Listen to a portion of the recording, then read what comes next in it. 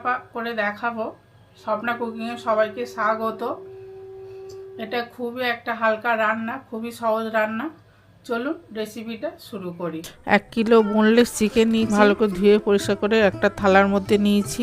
আর পোস্ত, কাজু, মগজদানা বেটে নিয়েছি, দই নিয়েছি, জিরে বাটা, রসুন থেঁতো করে নিয়েছি, আদা বাটা, গরম মশলা একটু থেঁতো করে নিয়েছি। ওই চিকেনের মধ্যে পেঁয়াজ কুচি দিয়ে দিলাম, পরিমাণ মতো হলুদ গুঁড়ো দিলাম, লঙ্কার গুঁড়ো দিলাম, লাল লঙ্কার গুঁড়ো দিলাম। এবার রসুন থেঁতো করাটাও দিয়ে দিলাম, আদাও দিয়ে দিলাম, সব রকম মশলা, জিরে বাটা সেটাও দিয়ে দিলাম, কাঁচা লঙ্কা বাটা দিলাম, গরম মশলাটাও দিয়ে দিলাম।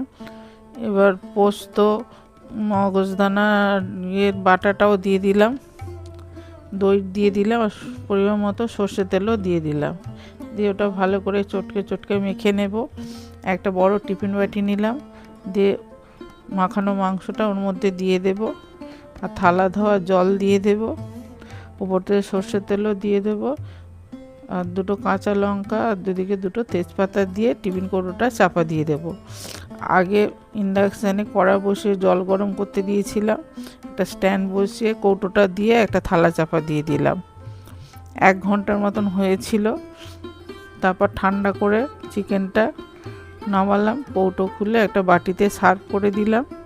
দেখুন চিকেন ভাপা রেডি।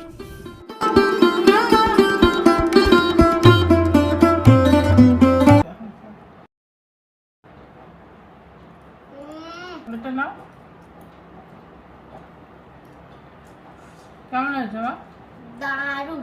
একটা লাইক, কমেন্ট, শেয়ার করে দিন, আর একটা সাবস্ক্রাইব।